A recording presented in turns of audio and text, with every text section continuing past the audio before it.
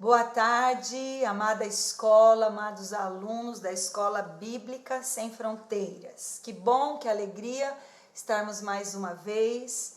Nós estamos estudando o Evangelho de Mateus e hoje a nossa aula é de número 12, né? Hoje nós vamos começar a falar de um trecho da Bíblia muito legal. É um trecho pouco falado, talvez muito pregado, né? Mas que é impossível de ser praticado. Então, nós precisamos nos ater a isso, porque ele é a base da ética do cristianismo e parece que ele só pode ser vivido por pessoas especiais, canonizadas, santas, né? Por pessoas excepcionais, mas não, ele foi escrito para todas as pessoas que querem entrar no reino de Deus. E eu sei que você também quer, então esse livro e esse trecho foi escrito para nós, né? Então veja, Mateus capítulos 5, 6 e 7 é conhecido como o Sermão do Monte. Na verdade, o Sermão do Monte é o decreto de constituição do reino de Deus, né? Jesus está discursando sobre isso nesse texto e nós vamos dividi-lo em 7 partes. Então, o Sermão do Monte, nos capítulos 5, 7 e 8, nós vamos dividi-lo em 7 partes. A primeira parte fala da natureza do cidadão do reino. E essa parte tem 9 características que falam desses cidadãos do reino, né? Vamos ler então o texto que está em Mateus 5, versículos 1 e 2. Está escrito assim: vendo as multidões, Jesus subiu ao monte e se assentou. Seus discípulos aproximaram-se dele e ele então começou a ensiná-los, dizendo: bem-aventurados os pobres em espírito, pois deles é o reino dos céus. Antes de continuar, eu gostaria de falar para vocês, ouçam. Jesus subiu ao monte, toda a multidão não conseguiria subir ao monte com ele, e ele chama seus discípulos, ele chama algumas pessoas, né, para ensinar-lhes sobre o Sermão do Monte. É claro, muitas pessoas ao pé do monte ouviram os ensinos de Jesus, mas ele foi direcionado a quem? Aos seus discípulos. Guarde isso para que você não faça confusão. O Sermão do Monte não foi dado a pessoas que não são cristãs, mas são dados àqueles que já haviam sido chamados, aos discípulos.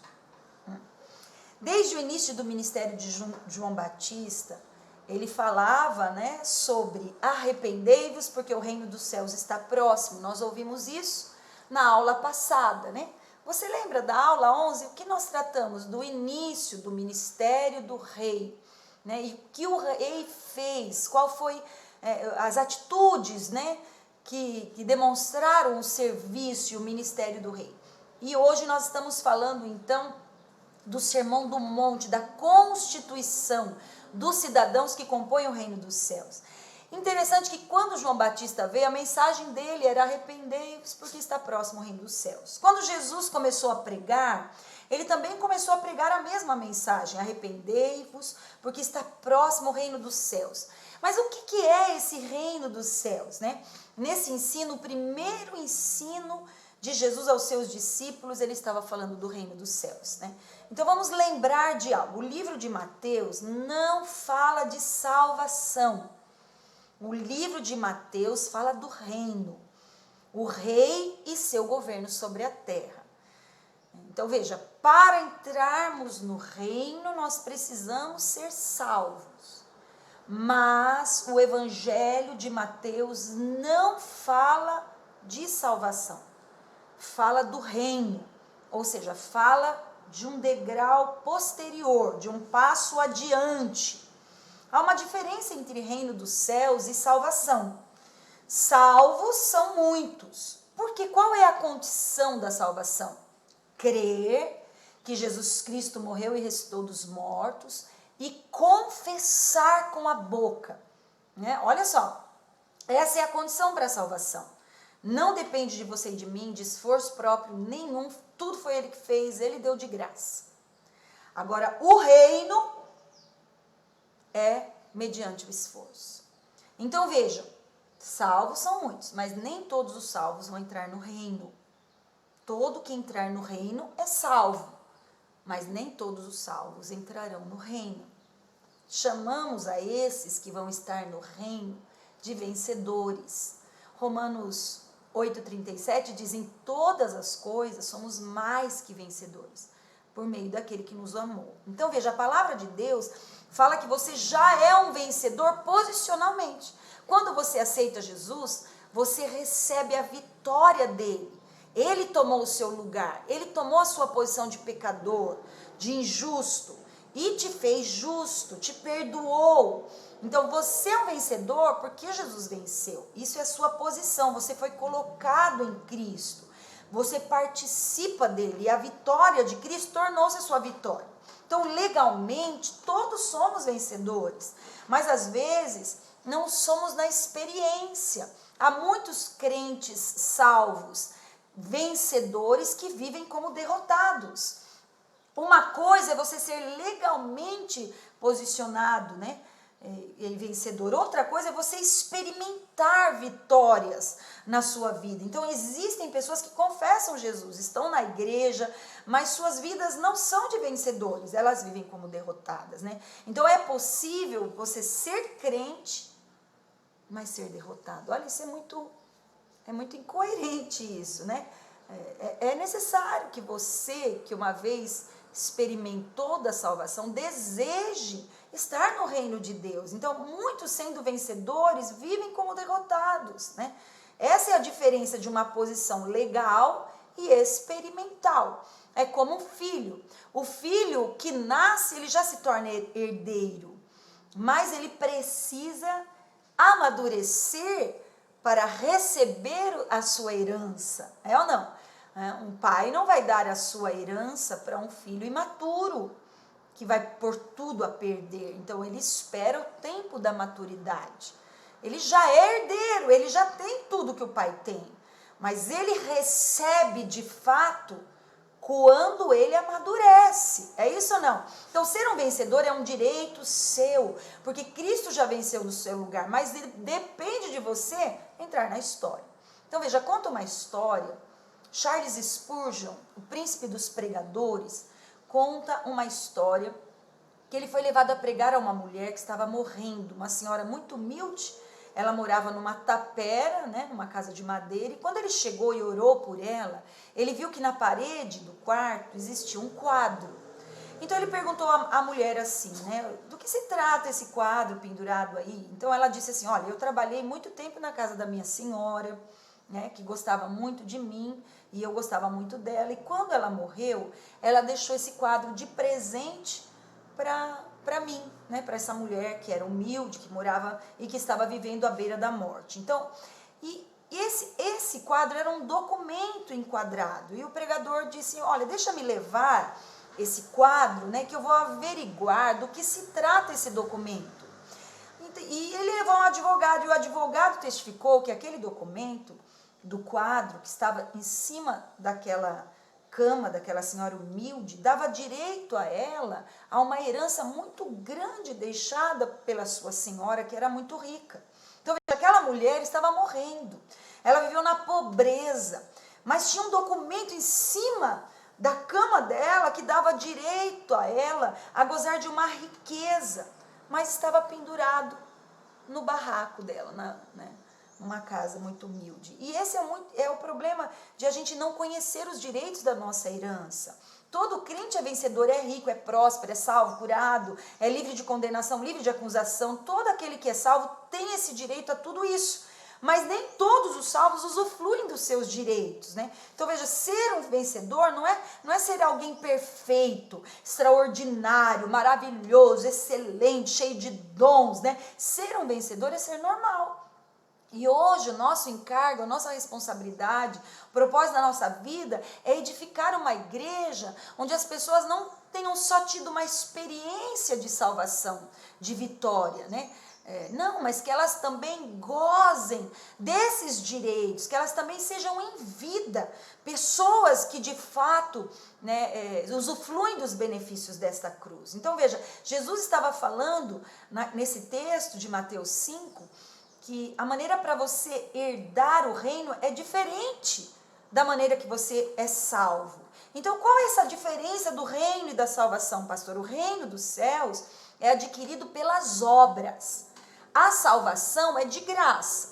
Agora veja bem, ninguém entra no reino sem antes nascer de novo, sem antes ter sido salvo, certo?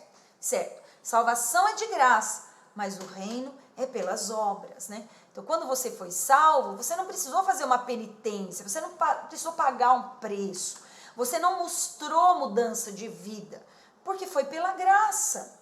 Foi pelo favor imerecido de Deus. A salvação é um presente de Deus. Olha o que diz a Bíblia em Isaías 55, versículo 1. Venham, Isaías 55, 1. Venham, todos vocês que estão com sede, venham às águas. E vocês que não possuem dinheiro algum, venham, comprem e comam. Venham, comprem vinho e leite sem dinheiro e sem custo. Então veja, nesse texto a salvação é de graça, sem custo.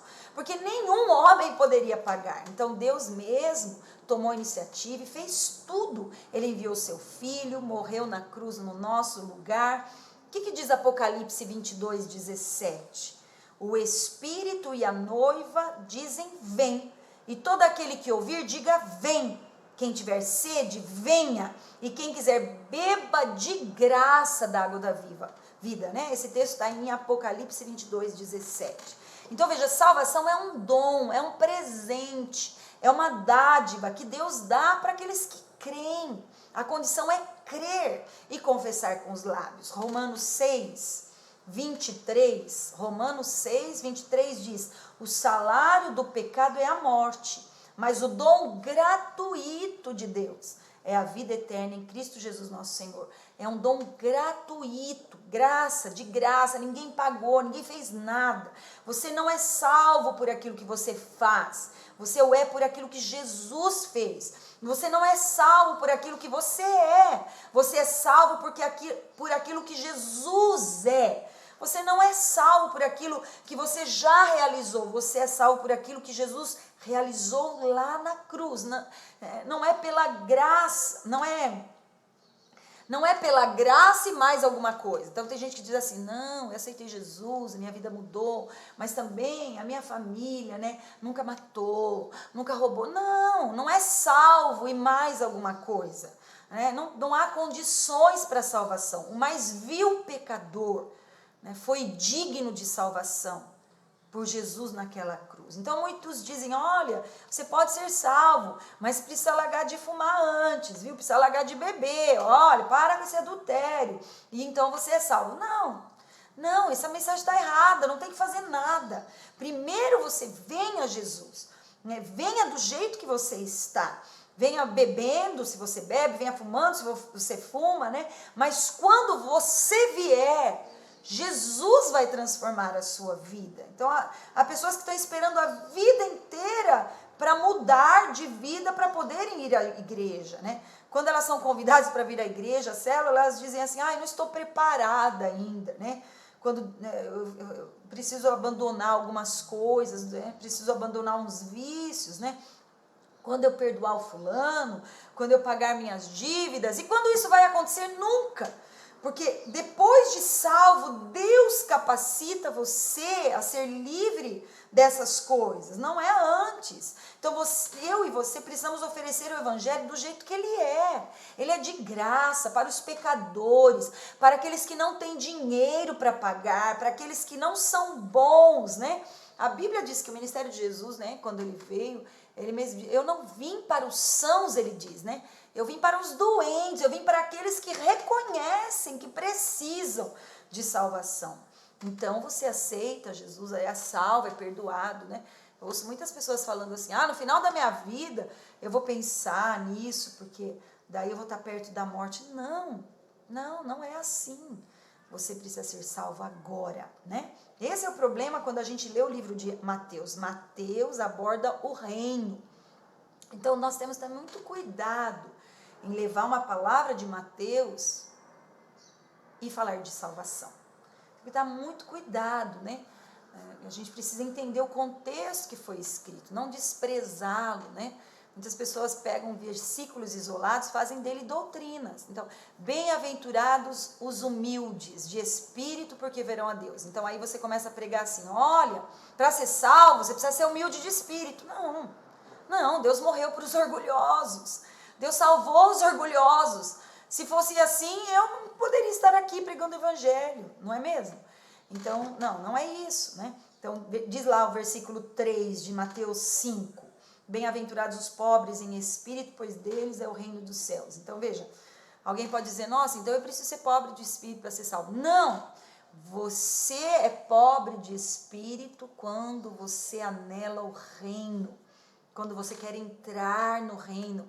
Né? Isso não. Então, você já foi salvo. E agora eu quero caminhar com Deus, eu quero, né, ter experiências com Deus, eu quero amadurecer, então eu estarei no reino. Então, veja, para ser salvo não é preciso ser coisa alguma. Não, nada. Você não precisa ser humilde de espírito para ser salvo. Os humildes de espírito entram no reino, uma condição maior. Olha o que diz Efésios 2, 8 e 9 sobre a salvação. Efésios 2, 8 e 9. Pois vocês são salvos pela graça, por meio da fé. E isso não vem de vocês, é dom de Deus, não por obras, para que ninguém se glorie. Então, se você precisa ser algo antes de ser salvo, já não é porque ele foi. Então, não precisa de Jesus. É ou não? Então, meu querido, vai fazer as suas obras, se você acha que as suas obras é que vão salvar você. Mas não é. Né? Por que não é pelas minhas obras? Para eu não ter mérito em mim. Então, muitas religiões, elas pregam isso, faça as boas obras. Então, nesse tempo, você vê muita gente, e é muito bom, tem que fazer o bem mesmo, tem que ajudar, né? Mas ajudar não leva você para o céu. Ajudar não dá salvação para você. O que traz salvação a você é você crer em Jesus, né? É você confessá-lo, crer e confessá-lo como Senhor e Salvador da sua vida. O que diz Mateus 5,10? Bem-aventurados os perseguidos por causa da justiça, pois deles é o reino dos céus. Então veja, para ser salvo você precisa ser perseguido? Não. Para ser salvo você só precisa crer e confessar. Então, se eu não estou sendo perseguido, eu não sou salvo, pastora? Não. Quem é perseguido? Quem vai receber recompensa? Quem vai estar no reino? Não se trata de salvação. Então, enquanto a salvação é de graça, um dom de Deus, o reino é recebido por obras. Depende de merecermos. Mateus 5,20 diz o quê?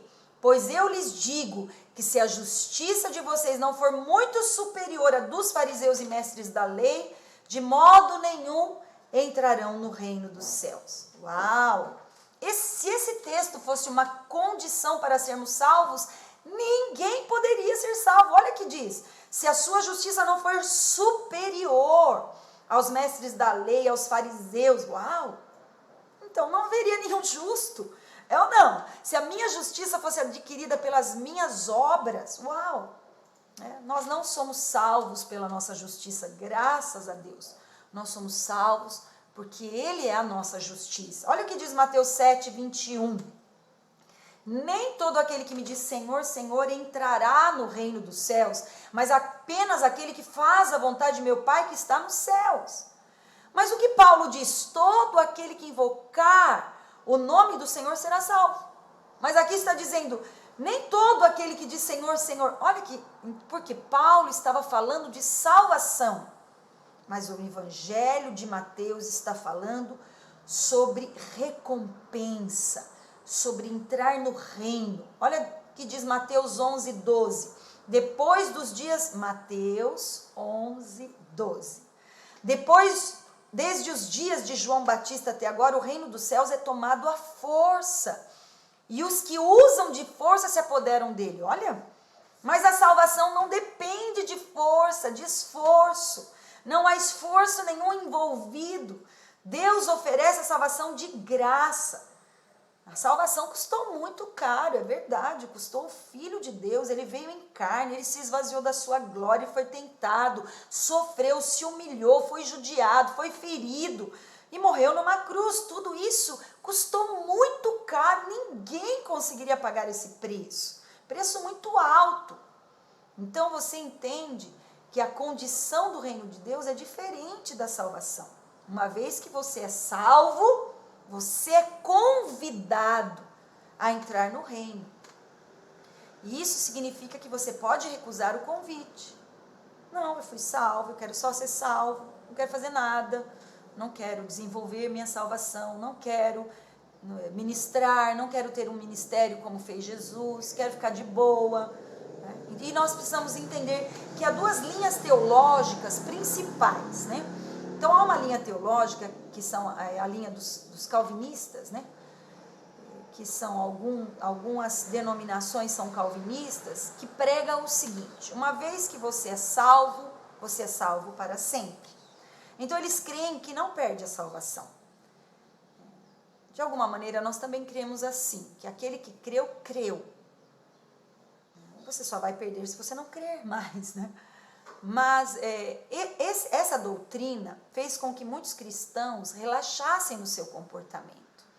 Eles dizem, então agora se eu salvo para sempre, eu posso fazer o que eu quiser, eu posso beber, eu posso me drogar, eu posso blasfemar. Se Jesus falou assim que eu lhes dou a vida eterna e jamais perecerão, e é verdade, o que vem a mim de maneira nenhuma ele vai lançar fora, é verdade, ele não vai lançar fora, é bíblico, né? Ele diz, ninguém vai arrebatar você das minhas mãos. Então, só que eles usam esse verso, né, para justificar o seu estilo de vida pecaminoso, o seu estilo de vida relaxado, né? Essa é a linha dos calvinistas. E também há uma linha de Armínio, que é a linha arminiana, né? Que eles creem que todo dia você corre risco de perder salvação. Então, o dia que você peca muito, que você faz coisas muito erradas, né? Essas pessoas dizem que se morrerem em pecado, elas perdem a salvação, né?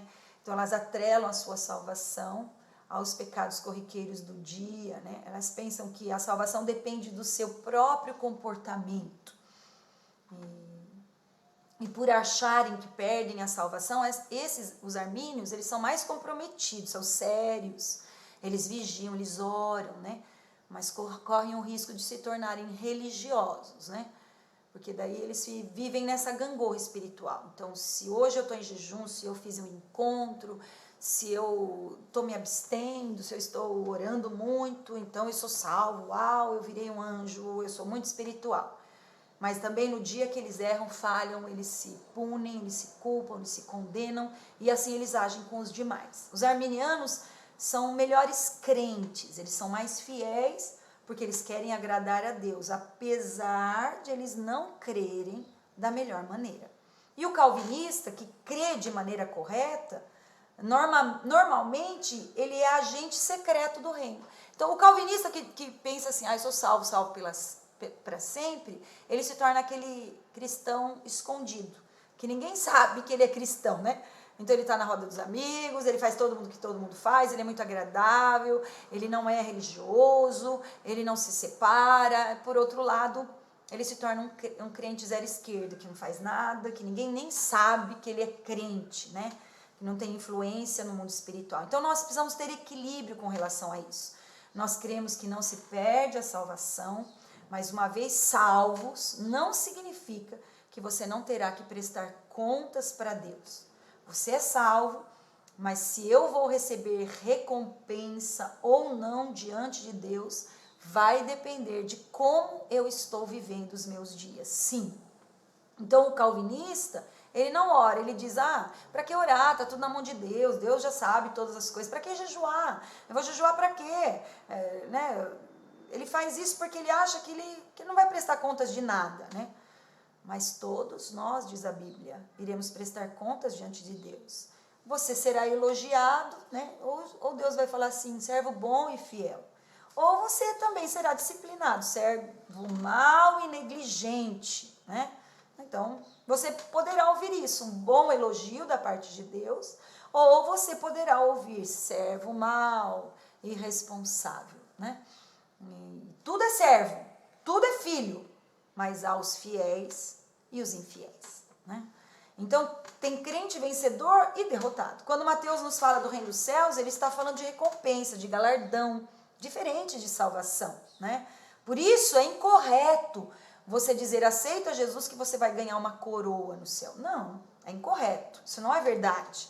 Não tem sentido isso, né? Tem sentido eu dar um prêmio para aquele que aceitou um presente? Não. Pelo fato de eu ter aceito o presente, eu vou ganhar um prêmio? Não. Você ganha um prêmio porque você fez jus a ele, né? Você se esforçou para ser recompensado. Coroa no céu não são todos que vão ter. Todos vão estar nos céus que foram salvos, mas nem todos serão recompensados. A salvação é uma porta só, não tem várias, né? Uma vez que você entrou por essa porta, você tem um caminho. Eu gosto daquele exemplo que fala assim, Jesus te pagou o preço de graça da sua matrícula na escola. Ele comprou todo o material, ele te deu uniforme, você está diante de um curso brilhante que poderá mudar a sua vida. Ninguém teria condições de pagar o preço dessa faculdade, muito caro, muito alto, preço de sangue. Mas uma vez dentro da faculdade, quem estuda é você. Quem vai às aulas é você. Quem acorda pelas manhãs, quem é disciplinado é você. E só recebe o diploma no final do curso quem foi aprovado. Entende isso? Então, todos nós entramos na faculdade, todos aqueles que aceitaram a Cristo como Senhor e Salvador das suas vidas, de graça. Que privilégio, nós choramos na hora que recebemos o curso. Meu Deus, quando a gente entra na universidade, vê tudo que nos é colocado. Olha, você pode crescer nisso, naquilo, você pode fazer isso, aquilo. Você fica vislumbrado, você chora, você veste seu uniforme, você é grato. Mas no primeiro dia de aula, começam as condições. Você precisa levar os seus cadernos, você precisa fazer as suas anotações, você precisa estudar em casa. Isso depende de você. Não é obrigatório, não quer ir à escola, não vá. Mas não ache que no final do curso você será aprovado com honras, né? E nesse caso não tem como você chorar. Amém? Então a entrada por essa porta é de graça, mas o caminho é estreito. Exige vigilância, compromisso, seriedade. E aqueles que andam por esse caminho são os cidadãos do reino. As pessoas hoje transformaram o evangelho do Senhor Jesus em uma coisa banal. Mas o Senhor nesses dias está convocando a igreja para seriedade novamente, seriedade diante dele, seriedade nas suas obras, porque vamos prestar contas diante do Senhor. Hoje nós vivemos em dia em que todo mundo fala e prega do final dos tempos, do arrebatamento da igreja, de uau, você é arrebatado, não vou, pastor, estou com medo, estou com receio, né? O arrebatamento é para os crentes vencedores, né? Quem são os vencedores? Aqueles que creem, aqueles que desejam o mais de Deus, aqueles que são apaixonados, aqueles que esperam. Ora, eu ficaria muito chateada se eu fosse na casa de alguém que eu tivesse agendado uma visita num horário específico, num dia específico, e eu chegasse lá, a pessoa não estivesse, ou não estivesse preparada para me receber, eu sentiria que aquela visita não era importante para ela. Assim também Jesus, né? Ele vem para aqueles que esperam. Nós esperamos, por isso estudamos a Bíblia, por isso nos consagramos, por isso estamos em jejum, em oração, buscamos mais conhecer o Senhor, porque nós o amamos. Não fazemos por obrigação, fazemos porque nós o amamos. Amém, queridos? Receba essa palavra do reino. Nós estamos iniciando o Sermão do Monte, capítulo 5, 6 e 7 do livro de Mateus, que são para aqueles que já provaram de salvação e agora desejam ser discipulados, entrar no reino, expressar essa constituição do cidadão do céu. Deus abençoe você, eu quero orar. Compartilhe esse vídeo, esse tema é um tema muito esclarecedor, ouça mais de uma vez, é muito comum nós crentes fazermos uma confusão na nossa vida, atribuirmos salvação com recompensa, com obras, reino com salvação. É muito bom que esse tema fique muito claro no seu coração, vai ajudar muito você em como lidar com a salvação e o reino, a recompensa, Amém? Compartilhe, dê o seu like, deixe seu comentário. Vou orar por você nesse momento. Feche seus olhos. Pai, graças te damos por esse tema tão maravilhoso. Eu te peço, dá-nos esclarecimento, dá-nos luz, dá-nos revelação, dá-nos fome e sede pela sua palavra. Oh Deus, é disso que nós precisamos nesse dia. Nós queremos mais uma vez dizer: venha o teu reino. Maranata, ora vem, Senhor Jesus. Oh, nós desejamos a sua vinda, nós desejamos o seu reino. Capacita-nos, oh Deus, só seremos cidadãos do reino por uma capacitação do teu Espírito, porque o Sermão do Monte é algo impossível de praticar. Somente aqueles que têm o Espírito Santo, ele os capacita a agirem e a cumprirem essas condições da constituição dos cidadãos do reino. Pai, nós te damos graças no poder que é no nome de Jesus oramos e lhe agradecemos. Amém e amém. Deus abençoe você. Até a próxima aula.